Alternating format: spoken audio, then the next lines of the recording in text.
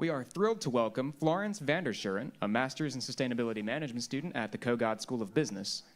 Florence works at the World Wildlife Fund as a plastics and material science research intern on the private sector engagement team, helping further the organization's connections with sustainability-minded companies around the world. Good morning, everyone. Thank you for being here both in person and online. I'm excited for everyone to hear today's conversation, and it is my honor to introduce our guest, Carter Roberts. Roberts joined World Wildlife Fund in 2004, and since 2005 has served as president and CEO. He leads WWF's efforts to conserve nature and reduce the most pressing threats to the diversity of life on Earth. He drives WWF's vision to build a future in which people live in harmony with nature.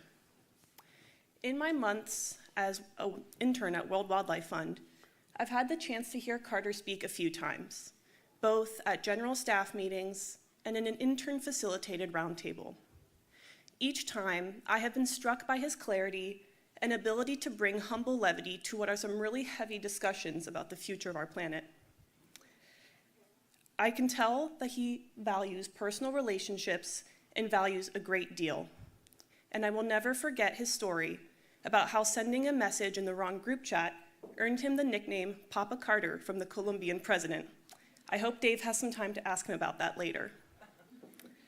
Roberts advances WWF's mission by bridging partnerships across private, nonprofit, and public sector work, much in the same way that American University and today's co-sponsors do. At American University, sustainability is embedded at every level of the academic experience, from the classroom to events like the one today, and even in our built environment.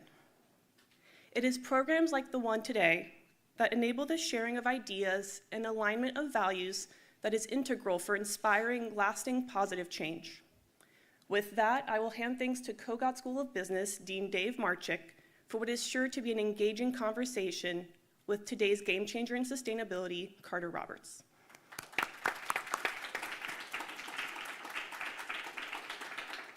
Thank you, Florence. Florence is one of our star students. I remember when she looked at Kogod, she'd come from Duke, where she was an engineer, and then she worked for Vail ski resorts, where water and sustainability are the key to their future.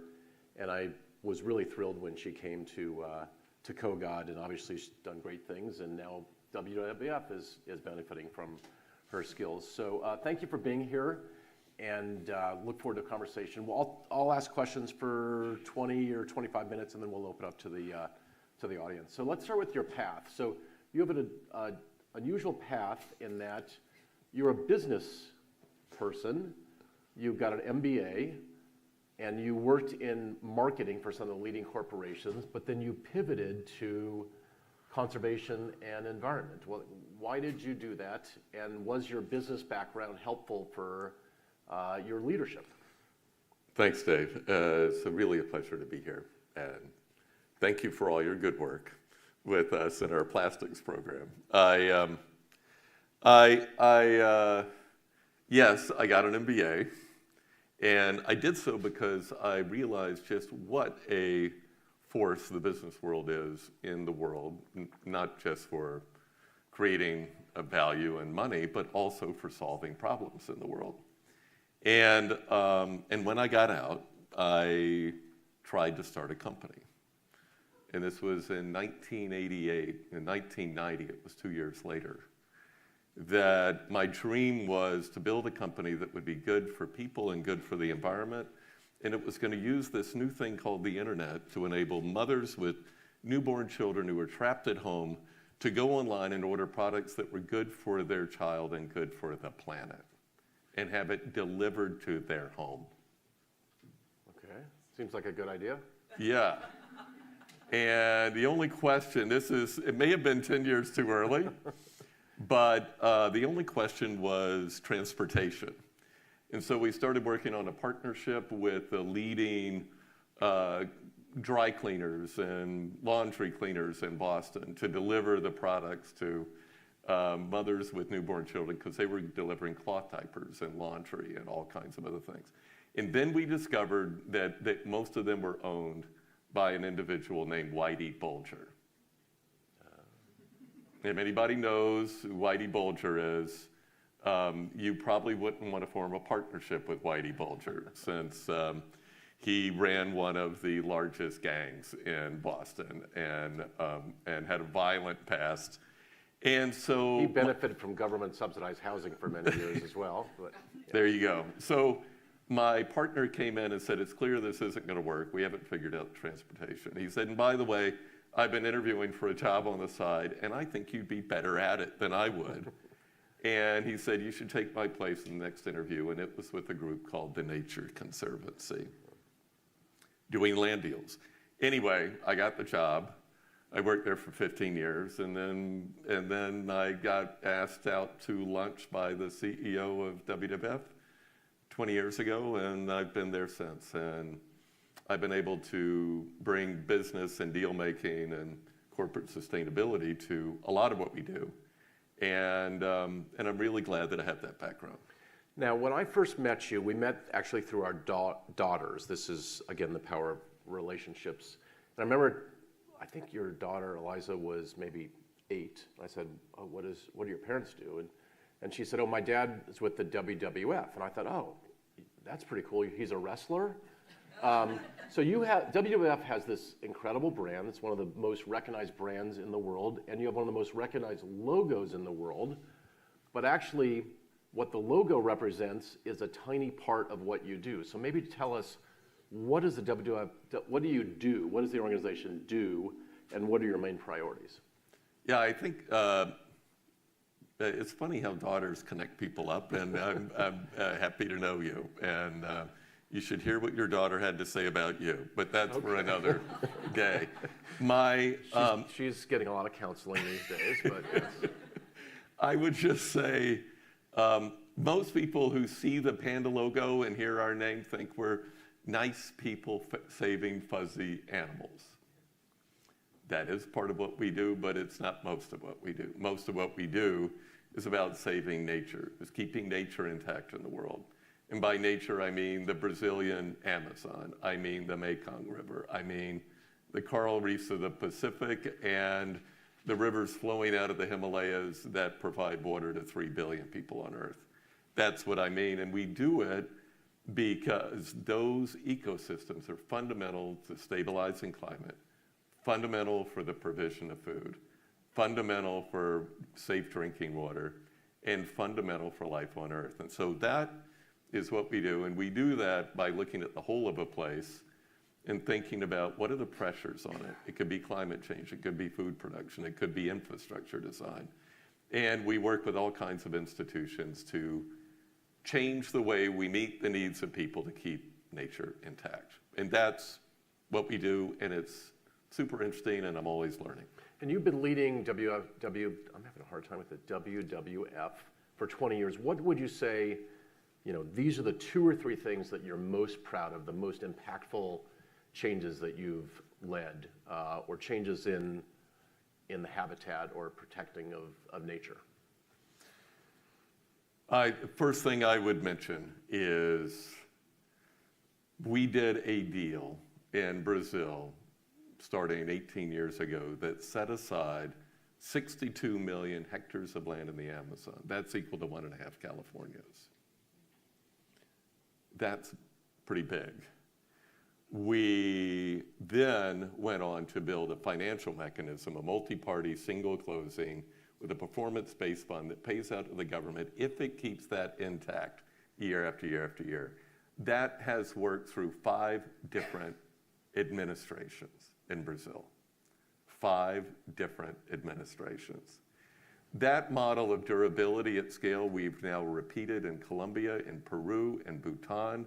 We're negotiating that in 6 other countries, and we formed a partnership with the Nature Conservancy, the Pew Charitable Trust, the Walton family, some of the leading foundations in this country, to repeat that model in 30 countries around the world, and it's the biggest play in the world at conservation. And it emphasizes providing jobs for people in those places and communities where we create that model. So that's one. The second one is we have created an ongoing evolution of programs with companies, starting with certification programs for paper and seafood and aquaculture products. Think FSC, MSC. I bet your annual report is on FSC stock, which means it's paper that was produced sustainably. And we now have created something called the Science-Based Targets Initiative, which is the gold standard for setting climate targets for corporations. And now we're working on voluntary carbon markets, voluntary markets for biodiversity certificates that drive money to really great projects on the ground. So that's two. And the third thing is leadership, is just thinking about the next generation of leadership. We've created something honoring the guy who founded WWF in the United States, Russ Train, which has provided 3,700 scholarships to people in the developing world in the environment. And I'm now working on a program called Boundless for mid-career leaders across the Americas to learn to think of the whole of a place and to be experts in multidisciplinary approaches. So those would be the three things. In your 20 years, these partnerships with companies have really developed. And I think when you started, probably partnering with a big company like Coca-Cola was controversial. Yeah. So why did you pursue these partnerships, and what have they created? Well, it's as I said at the beginning, I fundamentally think that for those of us in the environmental world, that we have to be brilliant at the business of the private sector, the way it works, the way money flows, the way company success is measured, and to harness the power of money, of the operations of companies around the world to keep the planet intact and to solve climate change. We have to do that. And for me, we do that with companies not on the basis of how much money they give us, but on the basis of the targets they set and a partnership we build in driving solutions. And the other thing about that is the more work we do that with companies, the more we establish a model of what a regulatory framework should look like that supports those kind of actions, not just for leading companies, but for companies that are laggards. And at the end of the day, it is that interplay between the private sector and government. And the last thing I would mention is communities on the ground so that they truly benefit. That is where the good stuff happens in our work. That was like an advertisement for what we're doing here at COGOD in terms of teaching students the fundamentals of business, but then partnering with folks like Dana, who's a professor in our international school. She's a leader in advocacy and teaching people how to advocate for environmental progress. And so that combination is a great skill set. So this leads me to, I know you're a nonpartisan organization, but we're going from a period where perhaps the president has led the most ambitious, President Biden, and successful, bold climate initiative in the history of the US government, to a new president who, one of his transition officials said earlier this week, we no longer need to measure emissions. Don't worry about emissions anymore. So what does the new leadership in our country mean for your work, and how will WWF pivot? I'm going to make a broader statement, which is this. Every country in the world is experiencing changes in government that are every bit as significant as the one that just happened. It just happened to happen in the United States. And what happens in the United States has consequences and ripple effects around the world. My colleagues around the world know more about our electoral college than we do. And they take notice of what happens here because our country is so influential, our economy is so influential, and our voice is so influential. And so I would just say, for us at WWF as a nonpartisan group, in every country where we work, we have to engage with both parties in this country. In some countries, it's engaging with many, many parties. we have to build programs that are durable between parties, that are supported by financial incentives, that are supported by the private sector, supported by civil society, that have durability, that don't just disappear overnight when a new head of state is elected. We are working very hard to build programs that create jobs in communities, because it turns out, in my experience, when you build a program that creates jobs in communities, in the case of our country, blue states, red states, in the case of other countries, the poorest parts of those countries, that confers a lot of durability, because no new government wants to undo that. So those same principles hold true in this country for me. For our issue on nature, there is huge bipartisan support for clean air, clean water, forest protection, fisheries protection, and doing the right thing by local communities. Beyond that, we also work at a national but also a subnational level.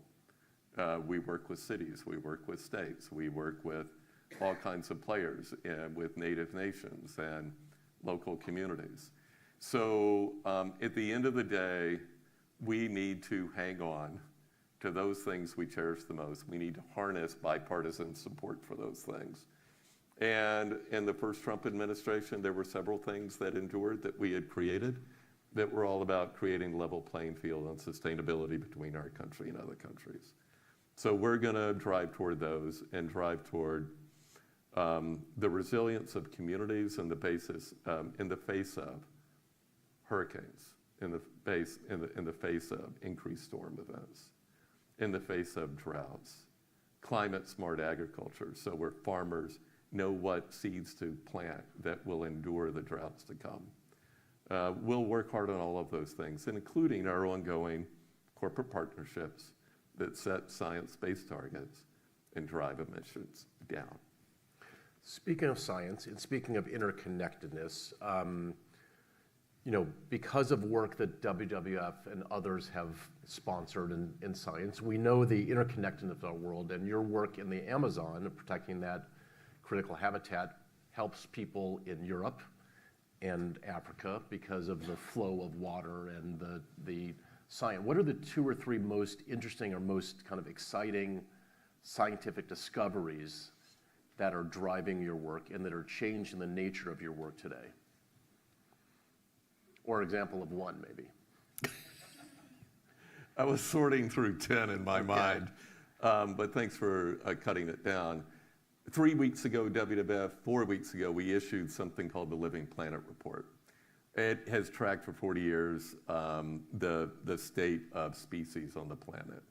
And we have lost 73% of the populations of vertebrates on the planet since we started measuring this. And freshwater species had declined by 85%, and the populations of species in Latin America by 95%. That depressing report then pivots to tipping points in the world.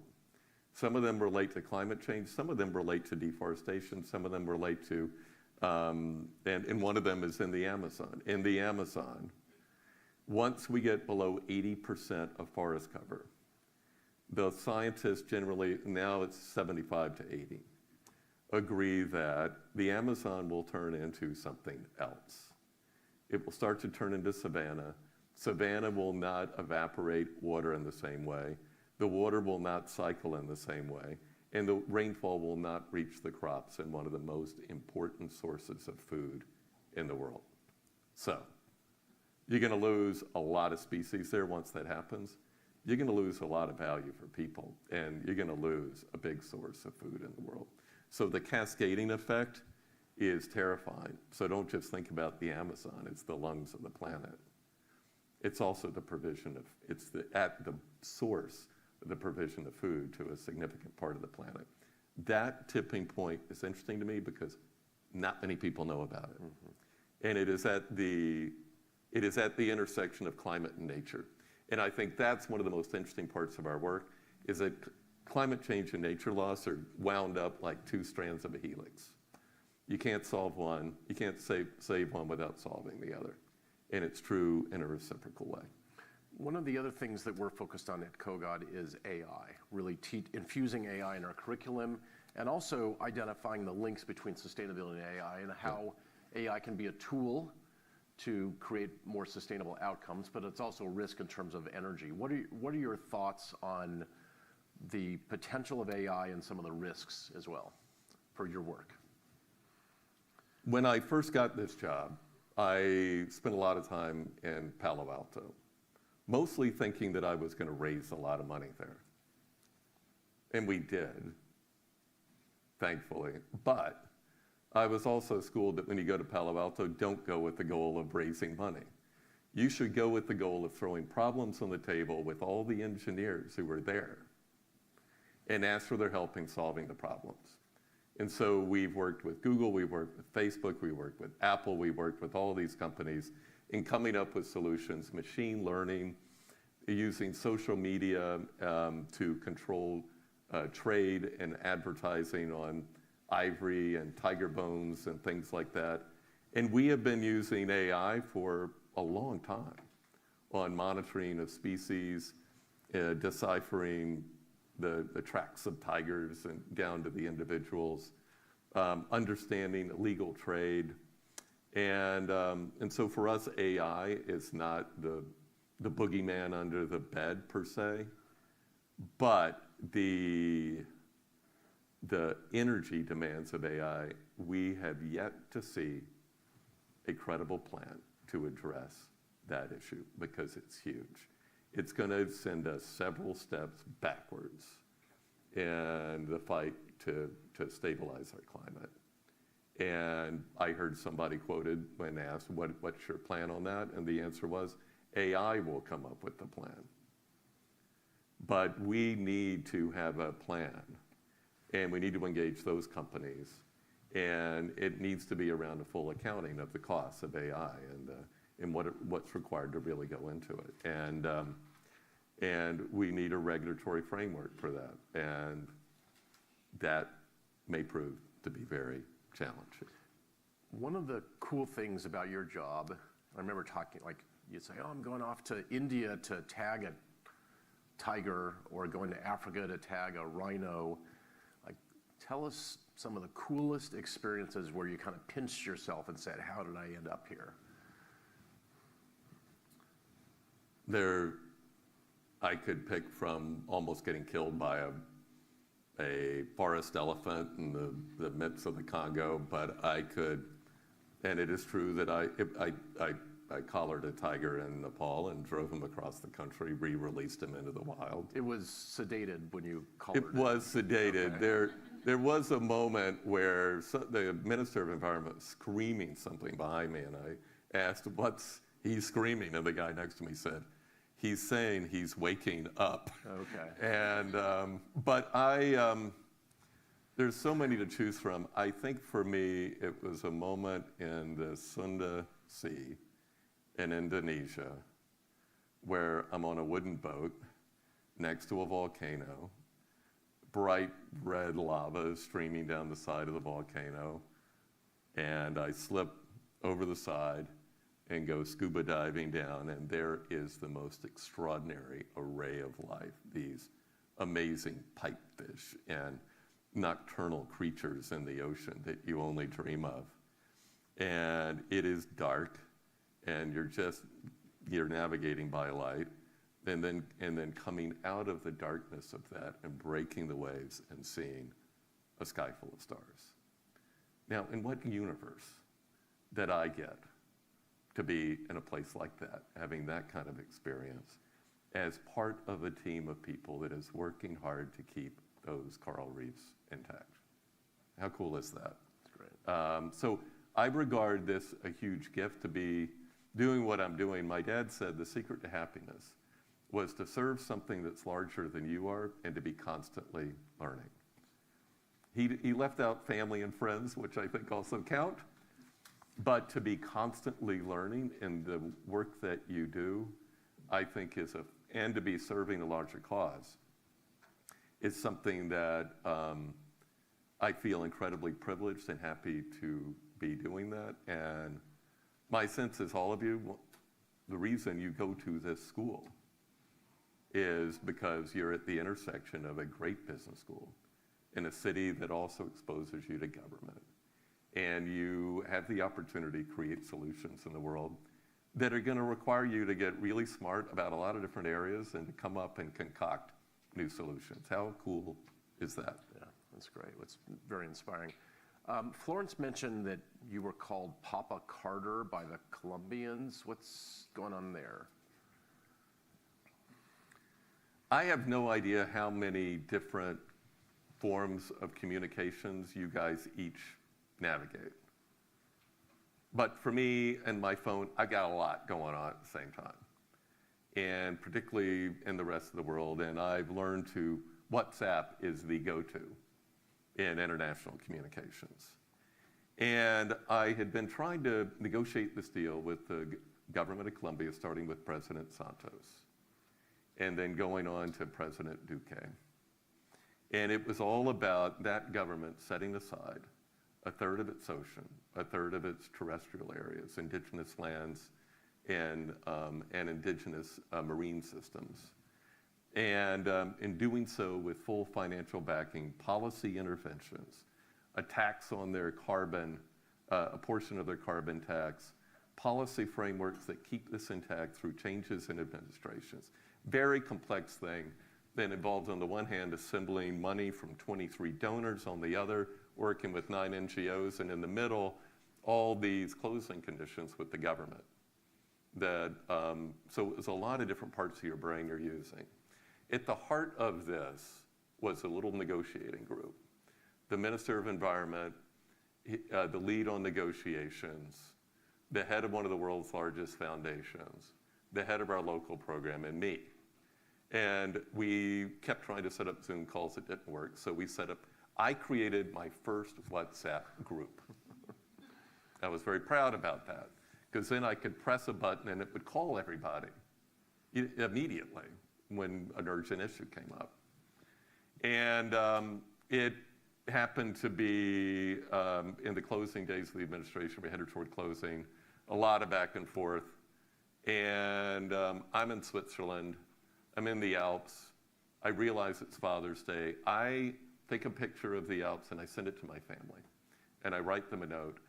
I just want you to know on this Father's Day how proud I am of all of you and how much I love you. And I sent it to the Columbia group by mistake. And the minister writes back and says, yeah, I'm proud of this group too. And then I said, oh my God, I can't believe I sent it to the wrong group.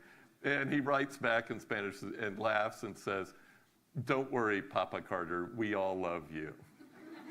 And that stuck, and in the closing in the presidential palace, with all the donors, all the NGOs, I was introduced as Papa Carter. And it has stuck to this day.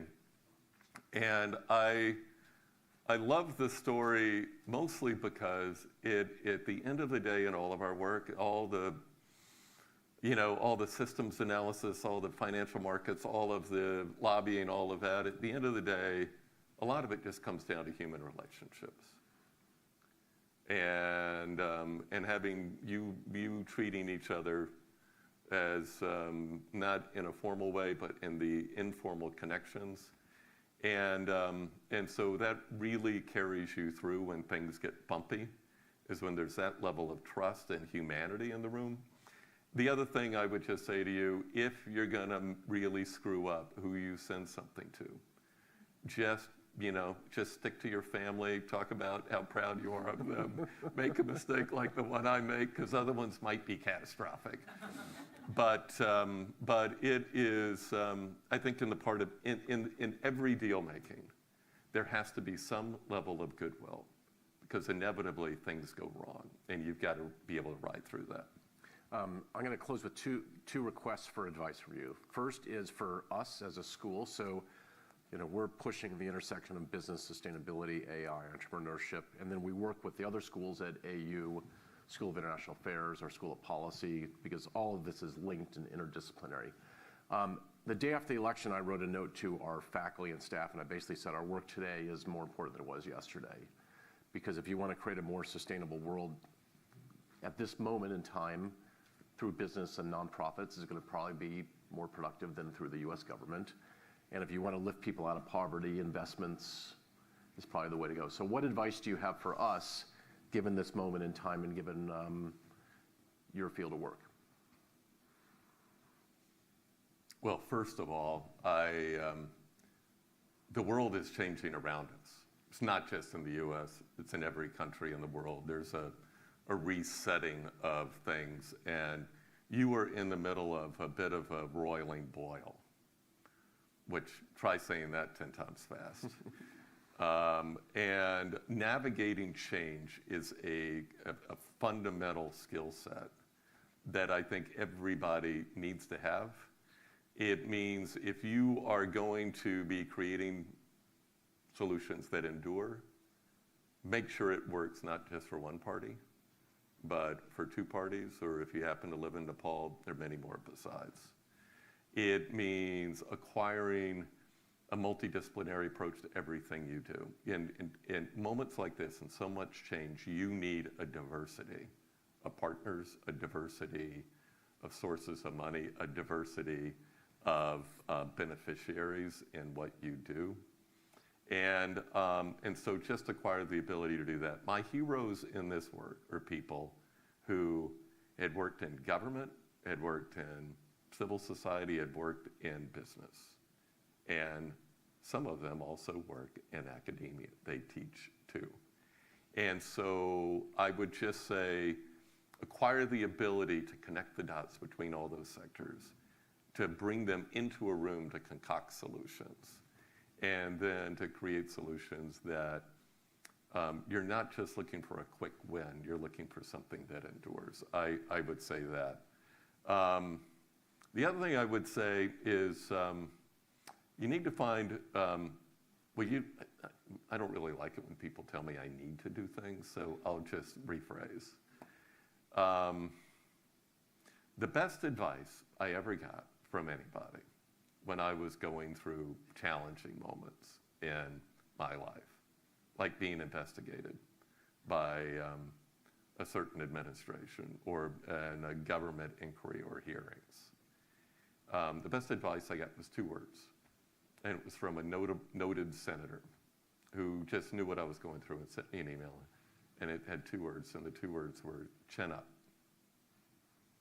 And what I liked about that is it was all about how you carry yourself through change, with confidence, with inquiry, the ability to listen to different points of view, and to keep your chin up and to maintain your bearings, and to signal confidence and optimism about what you're going to accomplish and who you're going to do it with, and to carry through moments of change, because we work in 100 countries around the world. Our finest programs have been able to create, in the middle of government situations, earthquakes, rebellions, all kinds of moments of civil war and strife, the ability to get things done. And so I would just wish for all of you to having that curiosity about the world and different points of view, because at the end of the day, I think, at least for us, we do not exist in a black and white world. We live in a world full of all kinds of shades of gray.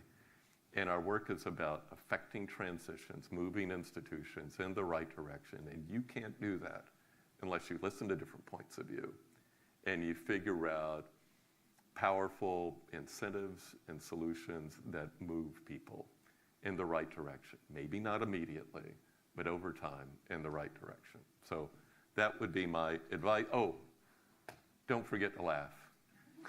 Do not forget to laugh. There is always, laughter is powerful.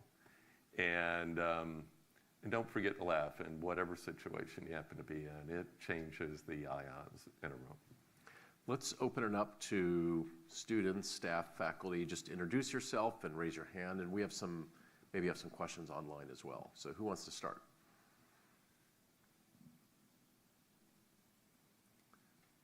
Go ahead in the back.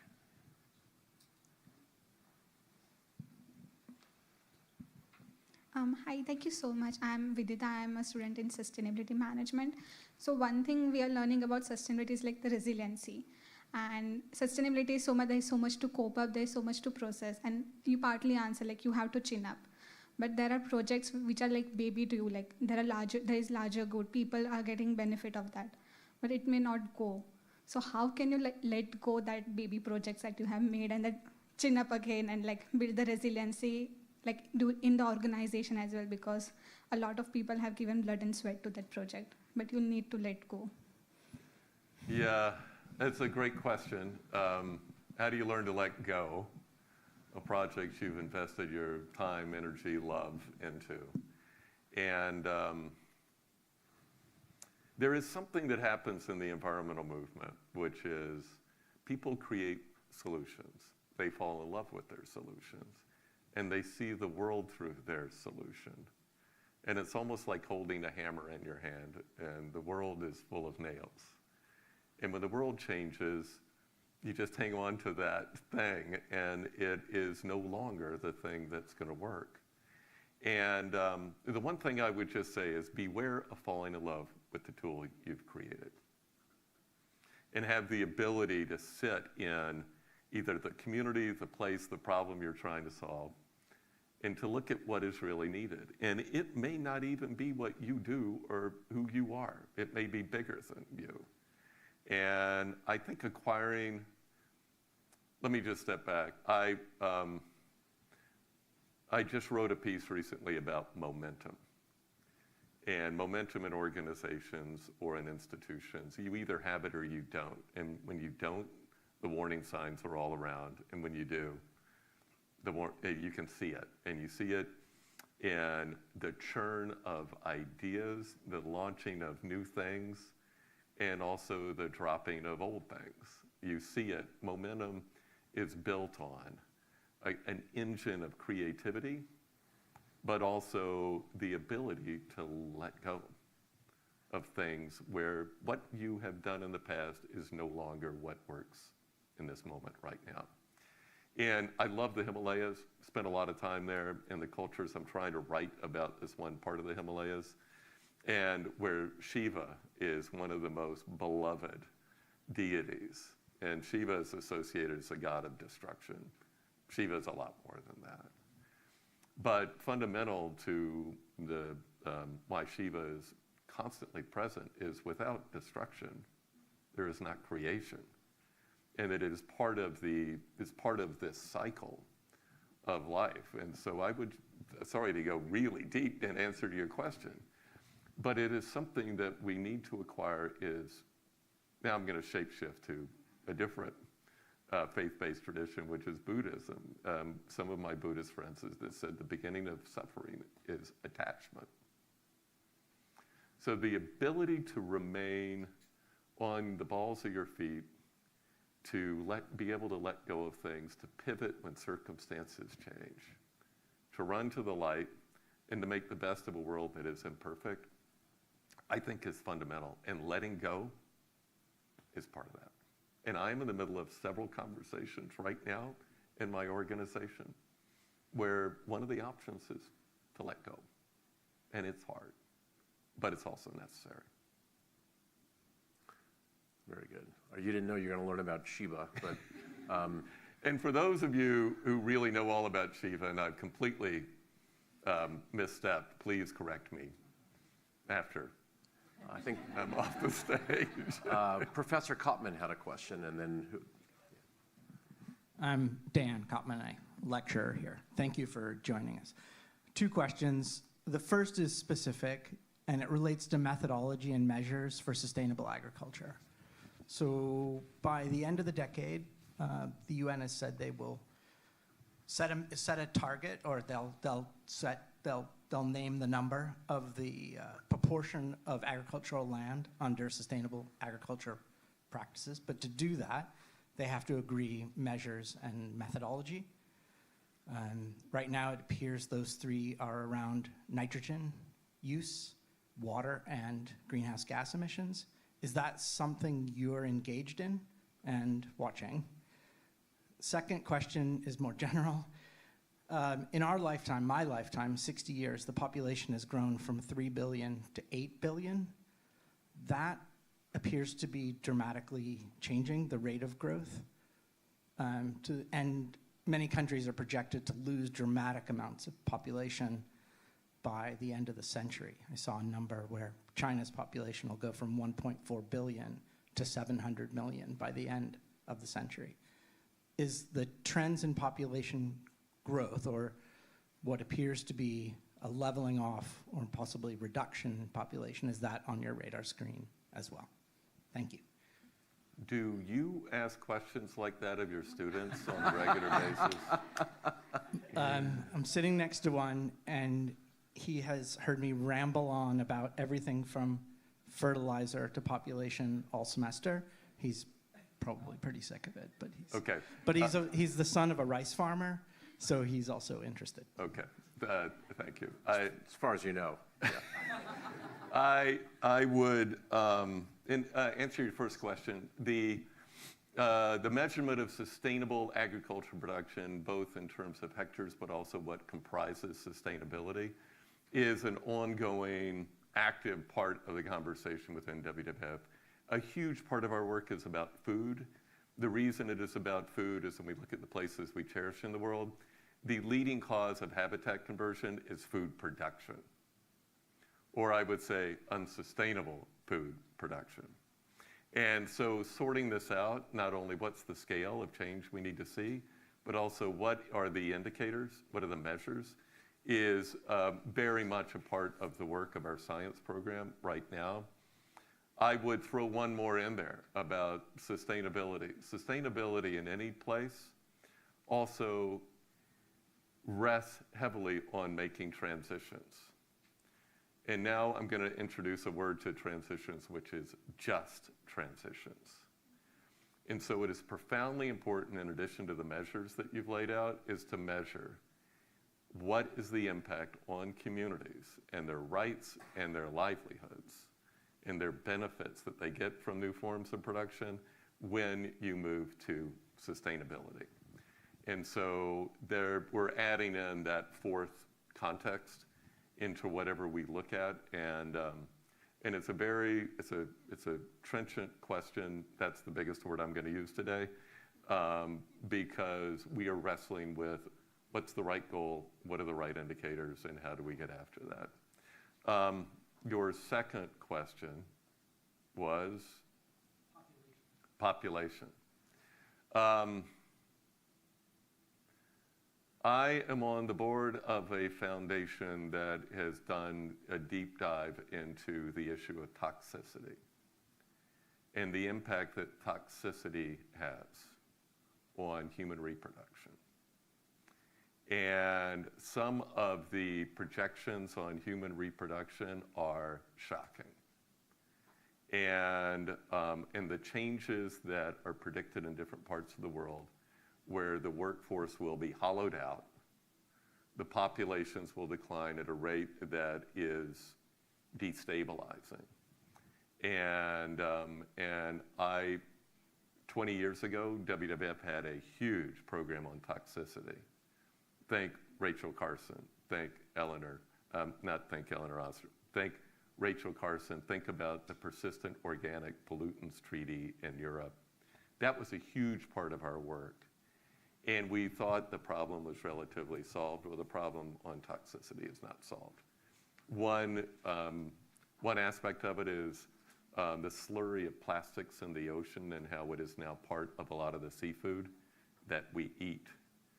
And there is an embedded toxicity in that we're just beginning to understand. And so my prediction is there's going to be an explosion of interest in toxicity from the perspective of human health that will have, one of the big consequences of it may be a significant precipitous decline in population in different parts of the world. Just to follow up, I mean, one of the biggest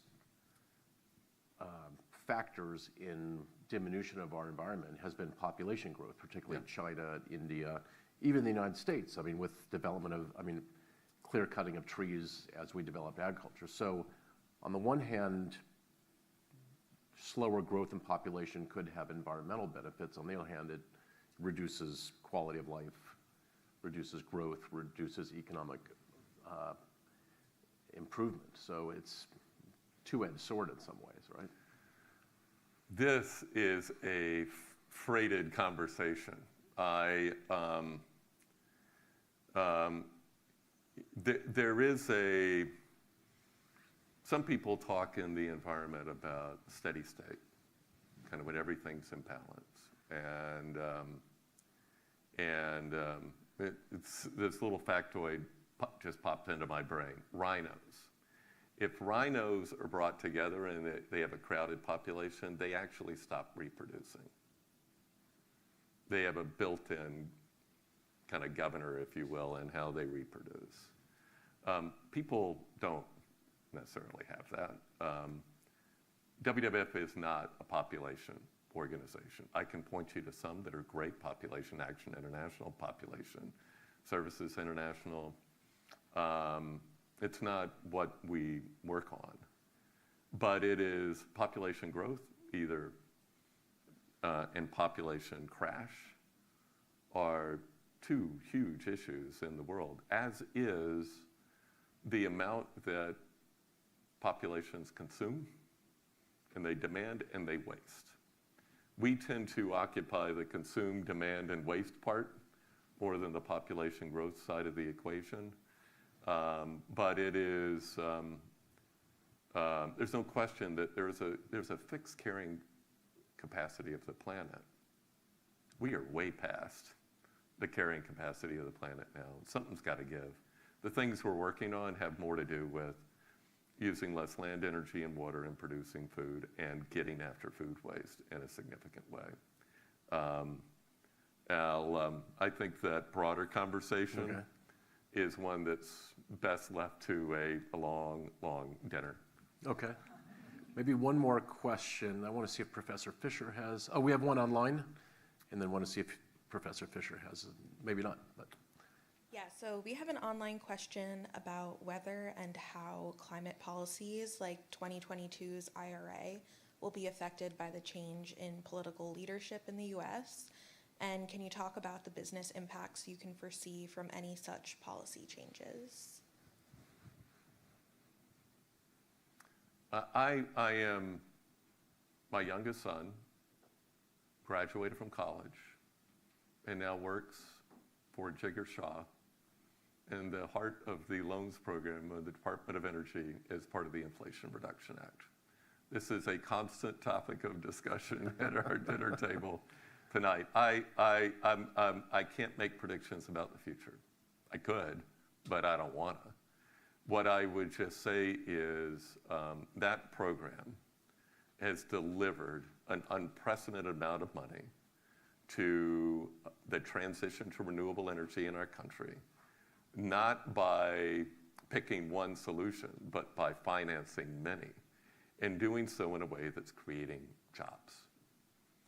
And it epitomizes, when I talk about solutions that benefit blue states, red states, solutions that benefit all kinds of people, that create jobs in many, many different ways and create durability and sustainability in a society. It is a juggernaut of that kind of solution. And I really hope that based on that job creation and where jobs are being created, that as much of that program can remain intact as it can, because I think it's fundamental to our country's ability to deliver against climate change and create jobs of the future. I think one of these loan programs actually helped Elon Musk start some of his companies. No, I don't doubt that. Okay, so. But I don't know. Yeah, okay. Well, hopefully there will be some progress and some continuity. Last question, Professor Fisher? And maybe just introduce yourself. Hi, I'm Dana Fisher. I am the director of the Center for Environment, Community, and Equity here, and I'm a professor in the School of International Service. Thank you so much for your And we do a words. lot together, which is great. We do. Yeah. We're buds. And one day we're going to go on a bike ride. Okay, that'd be great. Anyway, so I'm curious if you can talk a little bit about how you see green groups in the United States helping to lead in efforts to build community resilience here. WWF has an amazing history of doing this kind of work abroad. Yeah. And whatever happens in the next 4 years, there's no question that our community is going to need more capacity for adaptation and resilience because climate shocks are going to continue. And I'm curious if WWF has started to think about working with some other, NGOs here in DC or in the United States, and if you have any vision for how that might work out. Thank you. This is a really important topic. For many years, resilience and adaptation was something parts of our environmental community didn't want to talk about, but it was interpreted as raising the white flag, and the change is it's all around us now, and it's getting more fierce.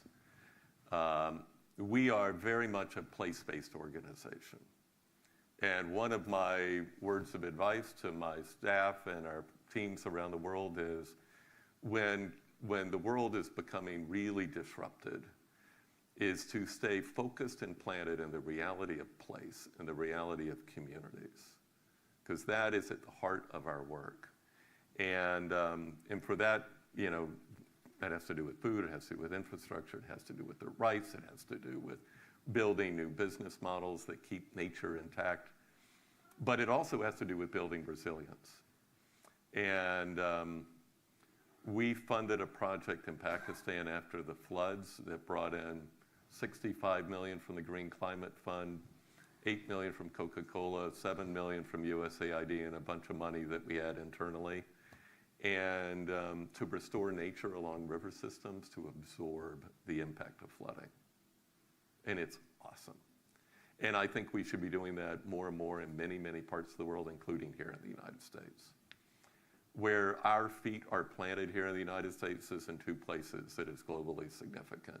The Northern Great Plains, where we work with ranchers and native nations, and in Alaska. And there are other groups that are much more present in every little corner of the United States. But those are two parts of this country that we are really devoted to that are going to see a lot of change. And so we're going to go deep with them on resilience, all the different Alaska Native Nations, and the Northern Great Plains. I love that work. And we will work with local groups and local communities, and we'll work with ranchers, and we'll work with all kinds of entities in making that happen. And I think this is one of the parts of the whole climate debate that people focus on new inventions, new technologies. But one of the most powerful things is nature itself in keeping communities intact, whether it's mangroves and tsunamis, or whether it's the banks of rivers. And I love the solutions in getting after that. So I wish we could do more across the U.S., but that's where we're really planted. Well, Papa Carter, this has been a trenchant conversation. And in the spirit of Shiva, I want to thank you for spending time with us today. Thank you. Thank you very much.